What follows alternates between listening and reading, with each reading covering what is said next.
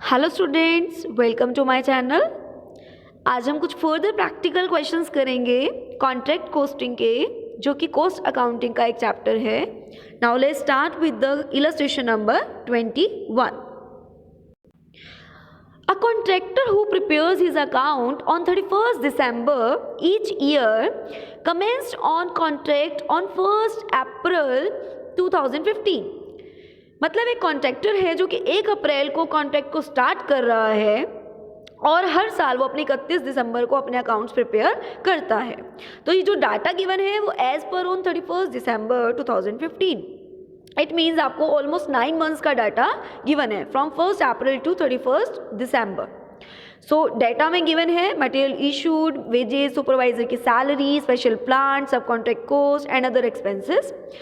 नीचे कुछ another additional information given है। Another machine costing 26,000 has been on site for 146 days. मतलब एक मशीन यूज़ की गई जिसकी कॉस्टिंग थी जी 26,000 और हमारे बिजनेस में 146 डेज के लिए यूज़ हुई है। The working life of this machine is expected to be 7 years with a final scrap value 1500। आपको डेप्रिसिएशन का फॉर्मूला पता होगा, original cost minus scrap value upon working life of machine. So आप यहाँ पर डेप्रिसिएशन निकालने के लिए इस फॉर्मूले का यूज़ करेंगे for this machine. 26,000 minus 1500 upon 7 आपके पास आ जाएगा पूरे साल का आपका डेप्रिसिएशन। बट आप एक बात देखें तो आपकी मशीन 146 डेज के लिए यूज़ हो रही है, ठीक है। तो जो भी आपका डेप्रिसिएशन पूरे साल का आएगा उसको आपने 146 डिवाइड बाय 365 कर देना है, तो आपके पास डेप्रिसिएशन ऑन मशीनरी आ जाएगा, जो कि आपको कॉन्ट्रैक्ट अकाउंट में डेबिट साइड शो करना है। The working life of this machine is आगे पढ़ते हैं। Material costing 2000 was lost. आपका जो मटेरियल है अप्रोक्सीमेटली 2000 रुपीज़ का वो लॉस्ट हो गया, ठीक है, गुम गया। तो ऐसे केस में हमें इसे क्या करना पड़ेगा, क्रेडिट। तो आप क्वेश्चन में सोल्यूशन में देखें तो मटेरियल इशूड ये जो यहाँ से उठाया 28,000 का डेबिट हुआ और मटेरियल जो आपका लॉस्ट हुआ उसको एज अ P&L हमें 2,000 रुपये क्रेडिट दिखाना पड़ा, ठीक है। एंड मटेरियल 4,000 का जो है अभी भी साइड पे पड़ा है, तो मटेरियल इन हैंड भी क्रेडिट होता है, 4,000 रुपये के अकॉर्डिंग क्रेडिट हो जाएगा। अ machine costing 3,000 out of special plant was sold for the 3,700। इसका मतलब कुछ मशीन है जिसकी वैल्यू 3,000 थी जो कि स्पेशल प्लांट में से ली गई थी, ठीक है, और उसको सेल किया गया 3,700 में। तो आप ध्यान से देखें तो आपका 700 का फायदा हो रहा है, ठीक है। तो आपको क्रेडिट में लिखनी है सेल 3,700 की एंड 700 आपको करने हैं डेबिट, ठीक है, P&L अकाउंट से, यानी कि प्रॉफिट हो रहा है आपको 700 का। नेक्स्ट देखें 5,000 जो है वो स्टोर में रिटर्न कर दिए गए, मशीन की वैल्यू 5,000 जो है स्टोर में रिटर्न कर दी गई। तो अगर आप देखें आपने 5,000 की मशीनरी की वैल्यू रिटर्न कर दी, ठीक है, विद चार्जिंग डेप्रिसिएशन। अब आप देखें तो आपके 5,000 किस डेट को की गई, 1 अक्टूबर को, यानी कि आपका जो डेप्रिसिएशन लगना चाहिए वो कितने मंथ्स का लगना चाहिए, 1 अप्रैल से लेकर 1 अक्टूबर, यानी कि 6 महीने का। और अगर आप लास्ट में पढ़ें तो डेप्रिसिएशन की आपको परसेंटेज गिवन है, दैट इज 15%। सो आप 15% के अकॉर्डिंग डेप्रिसिएशन चार्ज कर देंगे फॉर द 6 मंथ्स, ठीक है। नेक्स्ट देखिए wages are outstanding for the 1 week. Wages जो आपके आउटस्टैंडिंग है वो 1 वीक के लिए हैं और सुपरवाइजर की सैलरी आपकी आउटस्टैंडिंग है 1 मंथ के लिए, ठीक है। अब आप देखें तो मैंने आपको स्टार्टिंग में डिस्कस किया कि क्वेश्चन में 9 मंथ्स का डाटा आपको गिवन है, तो इट मीन्स आपकी जो ये वेजेस गिवन है वो 9 मंथ्स के अकॉर्डिंग गिवन होंगे, ठीक है। पर यहाँ पर उन्होंने बोला 1 वीक के क्या है, आउटस्टैंडिंग है। इट मीन्स आपने 1 हफ्ते के पेमेंट अभी ड्यू कर रखी है बट पे नहीं की। तो आप कैलकुलेट करें पहले कि अगर आप 9 मंथ्स के लिए वेजेस देते, मतलब 9 मंथ्स का डाटा है ना ये आपका 57,000, ठीक है, आपको इसके लिए वीक्स निकालने पड़ेंगे, पहले वीक्स निकालने पड़ेंगे। पूरे ईयर में आपके जो वीक होते हैं दैट इज 52, और अगर आप 9/12 करेंगे तो आपके पास वीक्स आ जाएंगे दैट इज 39। कितने वीक्स आएंगे, 39। अगर अब आप देखें तो आपके पास वेजेस कितने वीक्स के गिवन है, इसका मतलब अगर एक हफ्ते के आउटस्टैंडिंग थे तो 38 के, ठीक है। सो डिवाइड करेंगे 57,000 को 38 से और मल्टीप्लाई करेंगे 1 से, यूनिटरी मेथड को फॉलो करेंगे, तो आपके पास 1 मंथ के वेजेस, सॉरी 1 वीक के वेजेस आउटस्टैंडिंग आ जाएंगे। You can see in the working notes this one, ठीक है। नेक्स्ट आपके पास था सुपरवाइजर की सैलरी। अब टोटल डाटा 9 मंथ्स का है, इसका मतलब सुपरवाइजर की सैलरी 8 महीने की गिवन है, क्योंकि 1 महीने की तो हमने दी नहीं, आउटस्टैंडिंग है, ठीक है। तो जो ये 8,000 है वो कितने महीने का है, 8 महीने का है, तो आप 1 महीने का निकाल लेंगे कि कितना आउटस्टैंडिंग है। और आगे अगर बात पढ़ें तो सुपरवाइजर ने हमारे कॉन्ट्रैक्ट को कितना टाइम दिया, हाफ टाइम दिया, ठीक है। तो अगर हम टोटल देखें तो हमने 8,000 रुपये पूरे 9 महीने की सैलरी है, अगर उसने हाफ टाइम हमें डोनेट किया तो हम भी हाफ सैलरी देंगे, ठीक है। तो 8,000 के अकॉर्डिंग 4,000, और जो आप 1 मंथ के अकॉर्डिंग 1,000 निकलेगा उसका 500 आउटस्टैंडिंग कर देंगे। आई hope is it clear. Now next देखते हैं, आपके पास गिवन है कि कैश रिसीव जो हुआ वो 96,000 का हुआ, जो कि वर्क सर्टिफाइड का 80% है। सो आप 100/80 करके आप अपना टोटल वर्क सर्टिफाइड आप फाइंड आउट कर लेंगे, ठीक है। कॉन्ट्रैक्ट का टोटल प्राइस कितना है जी, 2,40,000 है। और अगर अब आप बात पढ़ें 31 दिसंबर 2015 को बोला गया कि 2/3 ऑफ द कॉन्ट्रैक्ट जो है कंप्लीट हो चुका है। एडमिनिस्ट्रेटिव चार्जेस क्या बोले इन्होंने कि 20% ऑन वर्क कॉस्ट चार्ज करने हैं और डेप्रिसिएशन 15% चार्ज करना है। अभी हम देखें तो ये सब कुछ हम डेबिट कर चुके हैं, जो डेबिट होना है, मटेरियल इशूड, वेजेस, सुपरवाइजर, ठीक है, special plant, sub contract cost और अदर एक्सपेंसेस, ये सब क्या हो जाएंगे, आपके डेबिट हो जाएंगे। स्टार्टिंग में मैंने बताया था डेप्रिसिएशन कैसे निकलेगा, वो आपका यहाँ पे डेबिट हो जाएगा। P&L हम बता चुके हैं कि 700 हमारा फायदा हुआ है, ठीक है। रिटर्न टू स्टोर भी हम बता चुके हैं, मशीनरी जितनी सेल हुई थी ये भी बता चुके हैं, हैंड में कैसे आई वो भी बता चुके हैं, ठीक है। और P&L में मतलब लॉस्ट जो हो गया था हमारा मटेरियल, वो भी हम यहाँ पे लिख चुके हैं। अब नॉर्मल देखें तो हमारा प्लान टोटल था 20,000 का, ठीक है, जिसमें से 3,000 का तो सेल हो गया, ठीक है, और 5,000 का जो है वो रिटर्न हो गया, ठीक है, मशीनरी जो है रिटर्न हो गई। अब आप ओवरऑल देखें तो आपके पास प्लांट कितने का बचा, 12,000 का बचा, और ये आपका पूरा 9 मंथ्स यूज़ हुआ होगा, इसीलिए हम जो है 9 मंथ्स का डेप्रिसिएशन लगाएंगे। नाउ बैलेंस करके आपके पास क्या आ जाएगा, वर्क कॉस्ट आ जाएगी, ठीक है। वर्क कॉस्ट क्यों निकालनी पड़ी, क्योंकि इन्होंने बोला एडमिनिस्ट्रेटिव चार्जेस जो हैं वर्क कॉस्ट का 20% चार्ज होंगे, सो हमें वर्क कॉस्ट निकाल के उसे ब्रोट डाउन करना पड़ेगा, और उस पर 20% जो है एडमिनिस्ट्रेटिव चार्ज होंगे। वर्क सर्टिफाइड हमने निकालने का तरीका आपको बताया, कैश रिसीव्ड इंटू 100/80%, ठीक है। सो अब आपके पास वर्क सर्टिफाइड तो आ गए, अब आपको अगेन नोट सर्टिफाइड नहीं पता, और मैं लास्ट वीडियो में 2 क्वेश्चन ऐसे कराए थे जिसमें नोट सर्टिफाइड पता नहीं होता और हम कैसे निकालते हैं। सो अब हम इस क्वेश्चन में भी देख लेते हैं।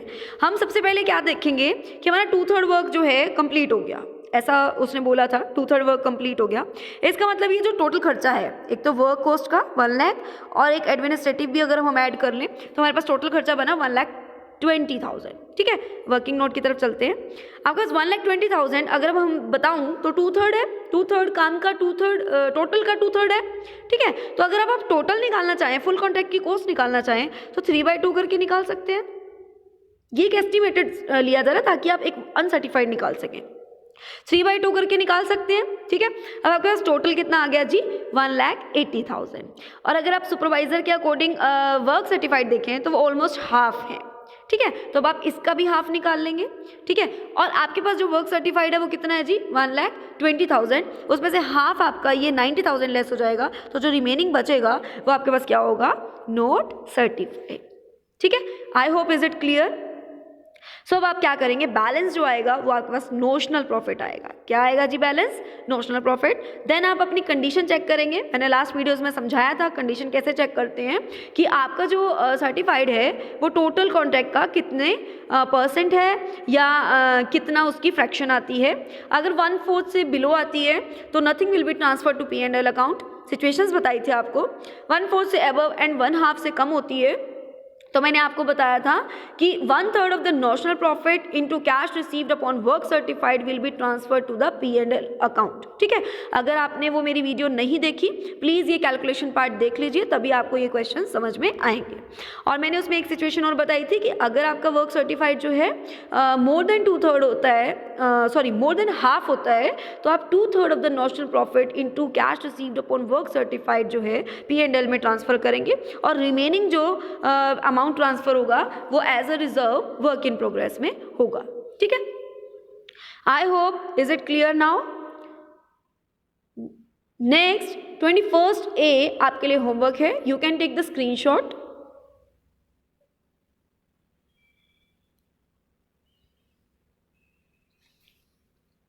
Next, come to the next question, question number 22. A contractor began his contract on 1st January 2015. On which of the following expenditure will be incurred?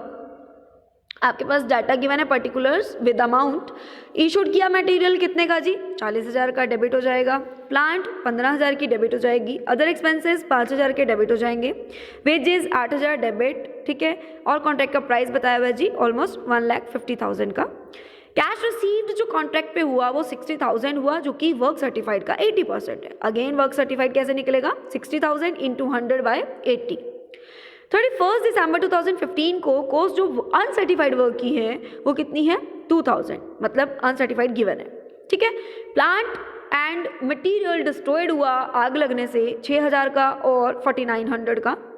तो आपने ये दोनों क्या कर देने हैं? क्रेडिट कर देने हैं बाय P&L अकाउंट के अंडर। लॉस हुआ इसलिए। ठीक है। डेप्रिसिएशन जो आपका लगेगा दैट इज 10%। सो आपने प्लांट पे डेप्रिसिएशन लगा के लेस करके अमाउंट लिख देनी है। ठीक है। अब आपके पास सर्टिफाइड भी गिवन है, अनसर्टिफाइड भी गिवन है। सब कुछ करने के बाद आपके पास बैलेंस आ जाएगा, दैट इज नोशनल प्रॉफिट। ठीक है। अब आप नोशनल प्रॉफिट ब्रो डाउन करेंगे, अपना वही फंडा अगेन चेक करेंगे कि आपका वर्क सर्टिफाइड टोटल का कितना है, उसके अकॉर्डिंग आप अपना जो P&L में ट्रांसफर करना है आप कर देंगे। ठीक है। जो आपने P&L में अपना ट्रांसफर करना है वो कर देंगे।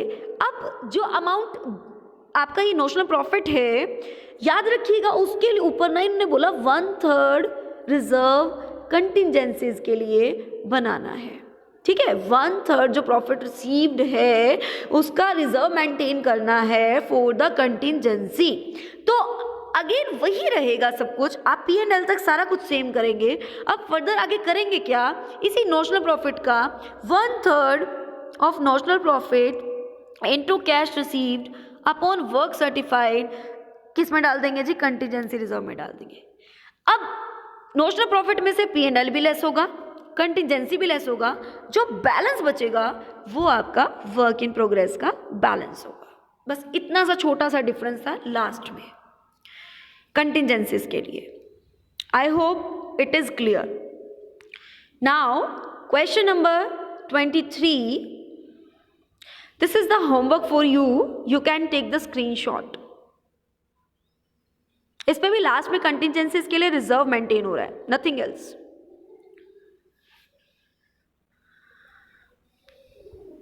कम to the question number 24।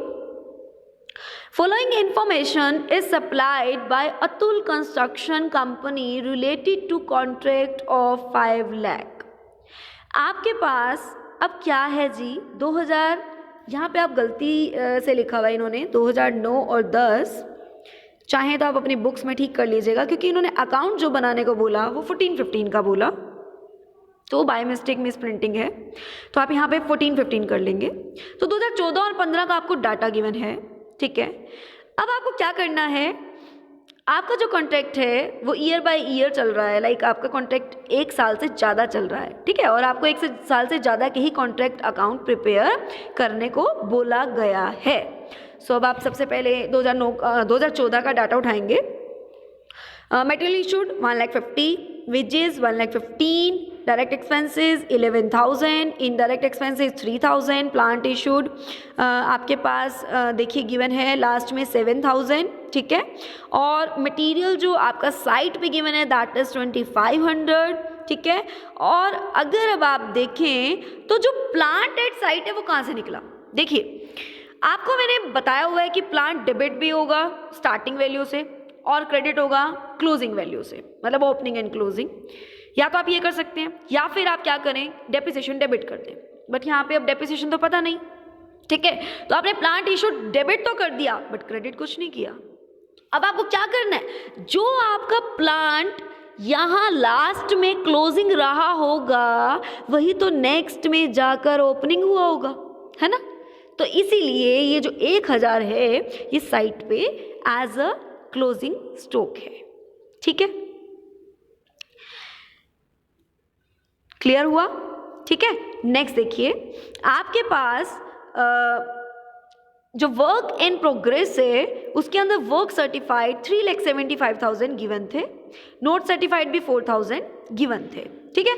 Again वही बैलेंस करेंगे नोशनल प्रॉफिट। नोशनल प्रॉफिट आप अपना सर्टिफाइड चेक कर लेंगे कि टोटल का कितने परसेंट है, ठीक है। सो आपका जो वर्क सर्टिफाइड है दैट इज 3,75,000 और डिवाइड बाय 5 लाख करके देखेंगे तो ऑलमोस्ट हाफ से ग्रेटर आ रहा है। तो यहाँ पर क्या सिचुएशन लगेगी जी, 2/3 of notional profit into cash received upon work certified आपके कहाँ ट्रांसफर हो जाएंगे, P&L अकाउंट में, और जो बैलेंस बचेगा वो कहाँ ट्रांसफर होगा, वर्क इन प्रोग्रेस में। अब आपको क्या करना है, यहाँ से डाटा 2015 में ब्रोड डाउन करना है, ठीक है। अब आप देखिए आपका जो वर्क इन प्रोग्रेस बैलेंस बचा था वो आपका यहाँ ब्रोड डाउन हुआ, कितना, 45,033, 34 वो पॉइंट्स का फर्क रहा होगा इसलिए वो 1 रुपये का आगे पीछे कर दिया, ठीक है। अब आप देखें तो जो आपका वर्क इन प्रोग्रेस जो है वो ब्रोड डाउन कितना हुआ, 3,79,000 डेबिट में, ठीक है। मटेरियल साइड पे कितनी थी जी, 2,500, प्लांट साइड पे कितना था जी, 1,000, ठीक है। नेक्स्ट देखिए, अब आपको जो फर्दर इंफॉर्मेशन क्वेश्चन में गिवन थी, अगेन यहाँ की भी मटेरियल इश्यूड, वेजेस पे, direct expenses, indirect expenses, certified, ठीक है, और मटेरियल एट साइड जो कि क्रेडिट साइड आएगा ये सब डेबिट होंगे, ठीक है। और आपके पास कैश रिसीव्ड और प्लांट इशूड तो हो गया, ठीक है। सो अब आपने क्या करना है, सिर्फ मटेरियल एट साइड जो है क्रेडिट होना था, बाकी सब डेबिट कर देने हैं, ठीक। अब आपका कहीं ना कहीं कॉन्ट्रैक्ट ओवर हो रहा है, ठीक है। कॉन्ट्रैक्ट जो है कैश रिसीव कितना किया लास्ट में, 5 लाख का, तो आपने क्या कर देना है, क्रेडिट कॉन्ट्रैक्टी अकाउंट के नेम से। हमने बहुत स्टार्टिंग के जब क्वेश्चन किए थे वहाँ कॉन्ट्रैक्ट कंप्लीट हो जाता था जब, तो हम उसके कॉन्ट्रैक्टी जो है पेमेंट कर देता था तो उसे यहाँ शो कर देते थे। और अब फाइनली क्या निकलेगा, काम जो आपका कंप्लीट हो गया, फाइनली क्या निकलेगा, प्रॉफिट या फिर लॉस। तो अगर आपकी क्रेडिट साइड ज़्यादा आई तो प्रॉफिट, इन केस डेबिट ज़्यादा आ जाती तो लॉस होता। यहाँ इस केस में आपको क्या हो रहा है जी, प्रॉफिट हो रहा है। आई होप ये क्वेश्चन आपको क्लियर है। Next question number 25, this is the homework for you. इसमें भी आपने ईयर बाय ईयर अकाउंट्स बनाने हैं, ठीक है। सो स्क्रीनशॉट ले सकते हैं आप।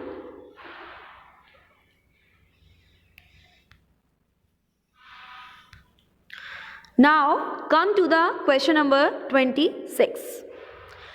3 contracts which commenced on 1st January, 1st July and 1st October 2015 respectively were undertaken by contractor. Contractor ने 3 कॉन्ट्रैक्ट लिए होंगे, ठीक है, 1 जनवरी को, 1 जुलाई को और 1 अक्टूबर को, और उनके अकाउंट्स वो 31 दिसंबर 2015 को प्रिपेयर कर रहा है, ठीक है। तो ये जो दे रखा है ना कॉन्ट्रैक्ट नंबर 101, 102, 103, एक ही कॉन्ट्रैक्टर के डिफरेंट कॉन्ट्रैक्ट्स हैं।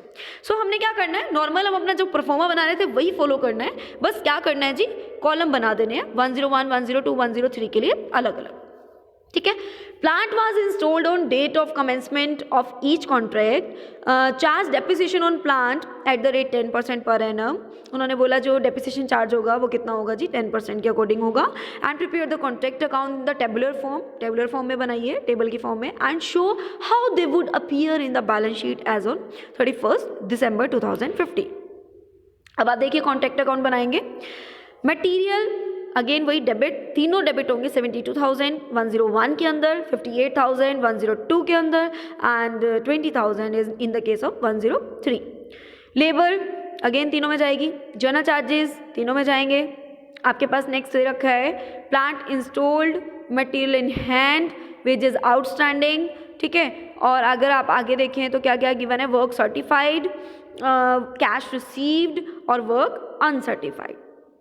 सो वेजेस आउटस्टैंडिंग आपको वेजेस के साथ ही वैसे डेबिट करने थे ऐड ऑन, नहीं तो आप अलग से भी कर सकते हैं जैसे कि इन्होंने किया हुआ है।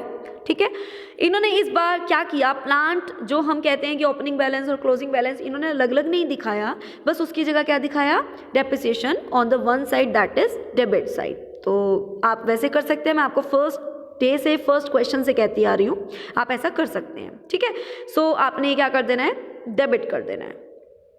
मटेरियल इन हैंड जितना भी है वो क्या हो जाएगा जी, क्रेडिट हो जाएगा। सर्टिफाइड क्या हो जाएगा जी, क्रेडिट हो जाएगा वर्क इन प्रोग्रेस के अंडर। ठीक है, अनसर्टिफाइड भी क्या हो जाएगा, क्रेडिट हो जाएगा। ठीक है, और अब आप देखें तो अब आपके पास क्या आएंगे, बैलेंसेस आएंगे। जब आपने बैलेंस करेंगे तो आप ये देखेंगे कि 101 में तो नोशनल प्रॉफिट हो रहा है, 102 में लॉस हो गया और 103 में भी प्रॉफिट हो रहा है। तो आप ये चीज चेक करेंगे तो लॉस को कहाँ कर देंगे जी, क्रेडिट 6000 जो कि 102 में हो रहा है, आप देख सकते हैं यहाँ पर लॉस हो रहा है दैट इज 6000। ठीक है, अब आप डेबिट चेक करेंगे तो नोशनल प्रॉफिट दो हो रहे हैं, 101 के केस में और 102 के केस में। आप इन्हें क्या कर देंगे जी, ब्रॉड डाउन, क्या कर देंगे, ब्रॉड डाउन कर देंगे। ठीक है, अब आप अगेन सिचुएशंस चेक करेंगे, देखें वर्क सर्टिफाइड इज 2 लाख और total contract price is 4 lakh, तो दिस इज हाफ। ठीक है, हाफ और हाफ से ग्रेटर वाले केस में क्या होता है, 2/3 of the notional profit into cash received upon work certified transfer कर दिया जाता है P&L में, और रिमेनिंग किस में रखा जाता है जी, वर्क इन प्रोग्रेस में। ठीक है, अब आप सेकेंड केस तो लॉस का ही है, थर्ड केस में देखेंगे कि आपका जो कैश रिसीव्ड है वो कितना है, सॉरी वर्क सर्टिफाइड कितना है, दैट इज 36,000 और कॉन्ट्रैक्ट प्राइस है 3 लाख, तो 1/4 से भी बहुत कम है। तो इसका मतलब सारा कुछ किस में चला जाएगा, वर्क इन प्रोग्रेस में, कुछ भी P&L में नहीं जाएगा। ठीक है, नाउ आपका ये यहाँ तक आपका कॉन्ट्रैक्ट अकाउंट कंप्लीट है। उसके बाद आते हैं जी वर्क इन प्रोग्रेस अकाउंट में, कुछ कैलकुलेशंस करते हैं। तो आपके पास जो कॉन्ट्रैक्ट का जो वर्क सर्टिफाइड था और अनसर्टिफाइड था वो आपने यहाँ पे ब्रोट डाउन कर लिया। ठीक है, और जो आपका जो कॉन्ट्रैक्ट का रिजर्व है वो आप देखें, थर्ड कॉन्ट्रैक्ट का कितना है जी, 800 जो वर्क इन प्रोग्रेस में गया, और जो फर्स्ट कॉन्ट्रैक्ट का है दैट इज 9000। अब आपके पास जो बैलेंस आ जाएगा वो बैलेंस कैरी डाउन हो जाएगा, नेक्स्ट टाइम वो क्या होगा, ब्रोट डाउन होगा। ठीक है, नेक्स्ट अब आपके पास देखें तो आपके बैलेंस शीट गिवन है, आउटस्टैंडिंग्स आपको पता थे, P&L में प्रॉफिट हुआ है। ठीक है, अब प्रॉफिट कैसे निकालेंगे, देखिए अगर एक कॉन्ट्रैक्टर की तीनों कॉन्ट्रैक्ट थे तो आप देख सकते हैं 9000 प्रॉफिट हुआ। ठीक है, जिसमें से 6000 का लॉस हुआ, तो अल्टीमेटली प्रॉफिट कितना हुआ, 3000 का। ठीक है, तो आप बैलेंस शीट में देखें तो प्रॉफिट कितना हुआ जी, 3000 का। ठीक है, जितना हैंड में था, जितना प्लांट हैंड में था और जो वर्क इन प्रोग्रेस सारे कॉन्ट्रैक्ट्स के लिए था वो सब क्या हो जाएगा, एसेट साइड आ जाएगा। Next question number 27, this is the homework, you can do it by own. ठीक है, next come to the question number 28, contract near to the completion. A contractor has incurred an expenditure on a contract of 1,60,000 till 31st December 2015. The value of work done and certified कितनी है जी, 2,20,000. The cost of work done but not certified कितनी है जी, 15,000. ठीक है, सो ये दोनों क्या होंगी, क्रेडिट वर्क इन प्रोग्रेस के फॉर्म में। ठीक है, contract is expected to be completed, contract complete होने की पूरी एक्सपेक्टेशन है कि 31st यानी कि 31 जनवरी तक ये जो है ओवर हो जाएगा, और आप ये जो अकाउंट बना रहे हैं वो 31 दिसंबर को बना रहे हैं, मतलब ऑलमोस्ट 1 महीने बाद आपका ये जो काम जो है वो कंप्लीट हो जाएगा। फॉर कंप्लीशन एडिशनल एक्सपेंडिचर जो एक उन्होंने एक्सपेक्ट किए वो ये किए कि 45,000 तक और खर्चा आने की उम्मीद है। कॉन्ट्रैक्ट प्राइस कितना है जी, 2,60,000।